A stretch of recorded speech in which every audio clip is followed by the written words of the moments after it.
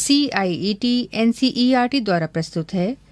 पाठ 18 संघर्ष के कारण मैं तुनक मिजाज हो गया। धनराज। पृष्ठ संख्या 129। हॉकी के सुप्रसिद्ध खिलाड़ी धनराज पिल्लई जब 35 वर्ष के हो गए, उनका एक साक्षात्कार विनीता पांडेय ने लिया था। इस साक्षात्कार का संपादित अंश यहां दिया जा रहा है। विनीता, खिड़की पुणे की तंग गलियों से लेकर मुंबई के हीरानंदानी पवई कॉम्प्लेक्स तक आपका सफर बहुत लंबा और कष्टसाध्य रहा है। उस सफर के बारे में कुछ बताएं। धनराज। बचपन मुश्किलों से भरा रहा। हम बहुत गरीब थे। मेरे दोनों बड़े भाई हॉकी खेलते थे। उन्हीं के चलते मुझे भी उसका शौक हुआ, पर हॉकी स्टिक खरीदने तक की हैसियत नहीं थी मेरी। इसलिए अपने साथियों की स्टिक उधार मांगकर काम चलाता था। वह मुझे तभी मिलती जब वे खेल चुके होते थे। इसके लिए बहुत धीरज के साथ अपनी बारी का इंतजार करना पड़ता था। मुझे अपनी पहली स्टिक तब मिली जब मेरे बड़े भाई को भारतीय कैंप के लिए चुन लिया गया। उसने मुझे अपनी पुरानी स्टिक दे दी। वह नई तो नहीं थी, लेकिन मेरे लिए बहुत कीमती थी, क्योंकि वह मेरी अपनी थी। पृष्ठ संख्या 130। मैंने अपनी जूनियर राष्ट्रीय हॉकी सन 1985 में मणिपुर में खेली। तब मैं सिर्फ 16 साल का था। देखने में दुबला पतला और छोटे बच्चे जैसा चेहरा। अपनी दुबली कदकाठी के बावजूद मेरा ऐसा दबदबा था कि कोई मुझसे भिड़ने की कोशिश नहीं करता था। मैं बहुत जुझारू था, मैदान में भी और मैदान से बाहर भी। 1986 में मुझे सीनियर टीम में डाल दिया गया और मैं बोरिया बिस्तरा बांधकर मुंबई चला आया।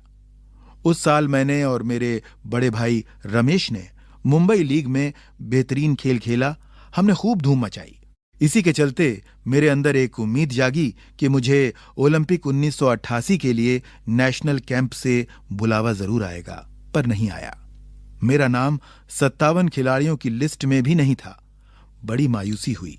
मगर एक साल बाद ही ऑलविन एशिया कप के कैंप के लिए मुझे चुन लिया गया। तब से लेकर आज तक मैंने पीछे मुड़कर नहीं देखा। विनीता, आपका विद्यार्थी जीवन कैसा रहा? अपने स्कूल के दिनों से आपकी किस प्रकार की यादें जुड़ी हैं? धनराज। मैं पढ़ने में एकदम फिसड्डी था। किसी तरह 10वीं तक पहुंचा, मगर उसके आगे तो मामला बहुत कठिन था। एक बात कहूं, अगर मैं हॉकी खिलाड़ी ना होता तो शायद एक चपरासी की नौकरी भी मुझे ना मिलती। आज मैं बैचलर ऑफ साइंस या आर्ट्स भले ही ना हूं, पर गर्व से कह सकता हूं कि मैं बैचलर ऑफ हॉकी हूं। और मेरी शादी के लिए आप मुझे मास्टर ऑफ हॉकी कह सकते हैं। पृष्ठ 130 पर बॉक्स में धनराज पिल्लई के व्यक्तित्व के बारे में कुछ बातें कही गई हैं।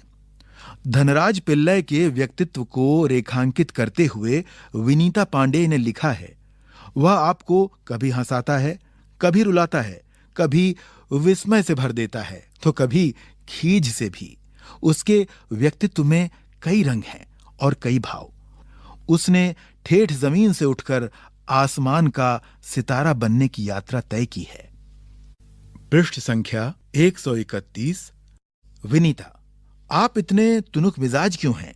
कभी कभी आप आक्रामक भी हो जाते हैं। धनराज, इस बात का संबंध मेरे बचपन से जुड़ा हुआ है। मैं हमेशा से ही अपने आप को बहुत असुरक्षित महसूस करता रहा।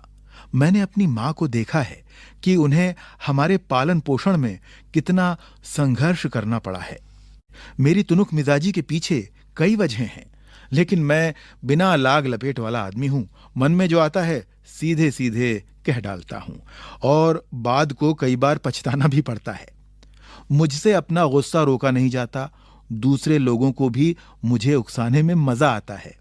मुझे जिंदगी में हर छोटी बड़ी चीज के लिए जूझना पड़ा, जिससे मैं चिड़चिड़ा हो गया हूं। साथ ही साथ मैं बहुत भावुक इंसान भी हूं। मैं किसी को तकलीफ में नहीं देख सकता। मैं अपने दोस्तों और अपने परिवार की बहुत कद्र करता हूं। मुझे अपनी गलतियों के लिए माफी मांगने में कोई शर्म महसूस नहीं होती। विनीता, आपके परिवार की आपके लिए क्या अहमियत है? धनराज, सबसे अधिक प्रेरणा मुझे अपनी मां से मिली।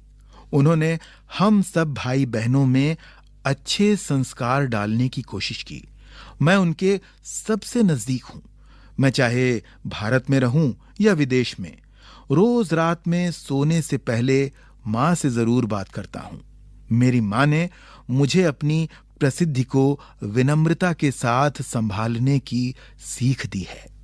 मेरी सबसे बड़ी भाभी कविता भी मेरे लिए मां की तरह हैं और वह भी मेरे लिए प्रेरणा स्रोत रही हैं। विनीता, आपने सबसे पहले कृत्रिम घास यानी एस्ट्रोटर्फ पर हॉकी कब खेली? धनराज, मैंने सबसे पहले कृत्रिम घास तब देखी जब राष्ट्रीय खेलों यानी नेशनल्स में भाग लेने 1988 में नई दिल्ली आया। मुझे याद है कि किस तरह सोमैया और जोक्विम कारवाल हो मुझे एक कोने में ले जाकर कृत्रिम घास पर खेलने के गुर बता रहे थे, और जब वे बताने में लगे हुए थे मैं झुक झुक कर उस मैदान को छू रहा था। मुझे विश्वास ही नहीं हो रहा था कि विज्ञान इस कदर तरक्की कर सकता है जिससे कृत्रिम घास तक उगाई जा सके। पृष्ठ संख्या 132। विनीता, हर युवक का यह सपना होता है कि उसके पास एक कार हो। आपके पास अपनी पहली कार कब आई? धनराज, मेरी पहली कार एक सेकंड हैंड आर्माडा थी जो मुझे मेरे पहले के एम्प्लॉयर ने दी थी। तब तक मैं काफी नामी खिलाड़ी बन चुका था, मगर यह कोई जरूरी नहीं कि शोहरत पैसा साथ लेकर आए। मैं तब भी मुंबई की लोकल ट्रेनों और बसों में सफर करता था, क्योंकि टैक्सी में चढ़ने की हैसियत मुझ में नहीं थी। मुझे याद है एक बार किसी फोटोग्राफर ने एक भीड़ से भरे रेलवे स्टेशन पर मेरी तस्वीर खींचकर अगली सुबह अखबार में यह खबर छाप दी कि हॉकी का सितारा पिल्लय अभी भी मुंबई की लोकल ट्रेनों में सफर करता है। उस दिन मैंने महसूस किया कि मैं एक मशहूर चेहरा बन चुका हूं और मुझे लोकल ट्रेनों में सफर करने से बचना चाहिए, लेकिन मैं कर ही क्या सकता था। मैं जो भी थोड़ा बहुत कमाता उससे अपना परिवार चलाना पड़ता था। धीरे धीरे पैसा जमा करके बहन की शादी की और अपनी मां के लिए हर महीने पुणे पैसा भेजना शुरू किया।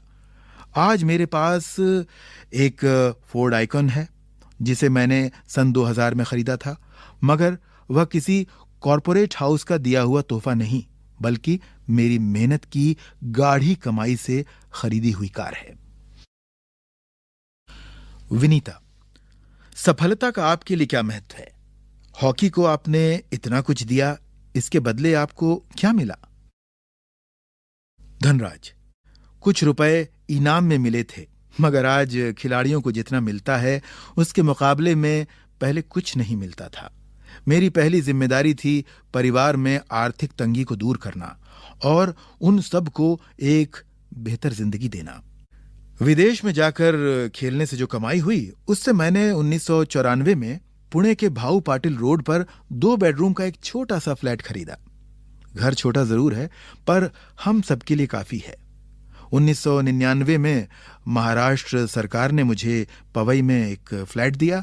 वह ऐसा घर है जिसे खरीदने की मेरी खुद की हैसियत कभी नहीं हो पाती। विनीता, सेलिब्रिटीज के साथ एक ही मंच पर बैठना कैसा लगता है? धनराज, बहुत अच्छा। जब हम राष्ट्रपति से मिले तब यह महसूस हुआ कि हम कितने खास हैं। हॉकी ही है जिसके चलते हर जगह प्रतिष्ठा मिली। पृष्ठ संख्या 133। प्रश्न अभ्यास। साक्षात्कार से। प्रश्न 1। साक्षात्कार पढ़कर आपके मन में धनराज पिल्लय की कैसी छवि उभरती है? वर्णन कीजिए। प्रश्न 2। धनराज पिल्लय ने जमीन से उठकर आसमान का सितारा बनने तक की यात्रा तय की है। लगभग 100 शब्दों में इस सफर का वर्णन कीजिए। प्रश्न 3। मेरी मां ने मुझे अपनी प्रसिद्धि को विनम्रता से संभालने की सीख दी है। धनराज पिल्लय की इस बात का क्या अर्थ है? साक्षात्कार से आगे। 1। ध्यानचंद को हॉकी का जादूगर कहा जाता है, क्यों? पता लगाइए। 2।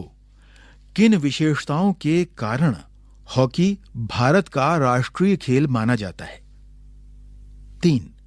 आप समाचार पत्रों पत्रिकाओं में छपे हुए साक्षात्कार पढ़ें और अपनी रुचि से किसी व्यक्ति को चुनें। उसके बारे में जानकारी प्राप्त कर कुछ प्रश्न तैयार करें और साक्षात्कार लें। पृष्ठ संख्या 134। अनुमान और कल्पना। 1. यह कोई जरूरी नहीं कि शोहरत पैसा भी साथ लेकर आए। क्या आप धनराज पिल्लै की इस बात से सहमत हैं? अपने अनुभव और बड़ों से बातचीत के आधार पर लिखिए। 2. का अपनी गलतियों के लिए माफी मांगना आसान होता है या मुश्किल? खा क्या आप और आपके आसपास के लोग अपनी गलतियों के लिए माफी मांग लेते हैं? ग माफी मांगना मुश्किल होता है या माफ करना? अपने अनुभव के आधार पर लिखिए। भाषा की बात। 1. कुछ शब्द दिए जा रहे हैं जिनमें अलग अलग प्रत्ययों के कारण बारीक अंतर है। इस अंतर को समझाने के लिए इन शब्दों का वाक्य में प्रयोग कीजिए। शब्द हैं प्रेरणा, प्रेरक, प्रेरित, संभव, संभावित, संभवतः, उत्साह, उत्साहित, उत्साहवर्धक। 2. तुनुक मिजाज शब्द तुनुक और मिजाज 2 शब्दों के मिलने से बना है। क्षणिक, तनिक और तुनुक एक ही शब्द के भिन्न रूप हैं।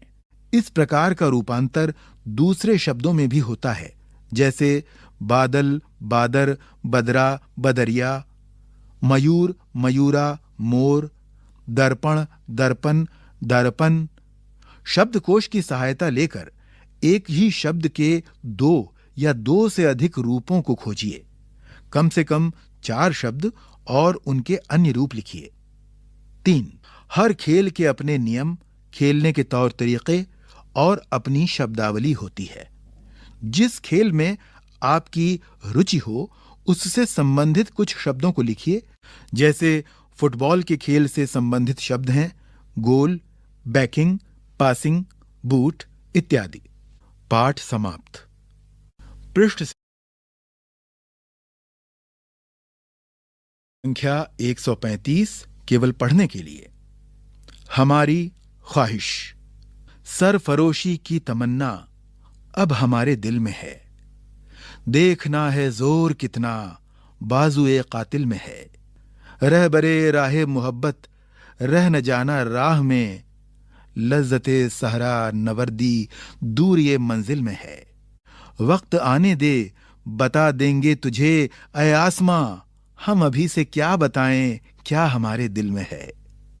अब न अगले वलवले हैं और न अरमानों की भीड़। एक मिट जाने की हसरत अब दिले बिस्मिल में है। आज मख्तल में ये कातिल कह रहा है बार बार। क्या तमन्ना ए शहादत भी किसी के दिल में है। ऐ शहीदे मुल्क मिल्लत तेरे जज्बों के निसार।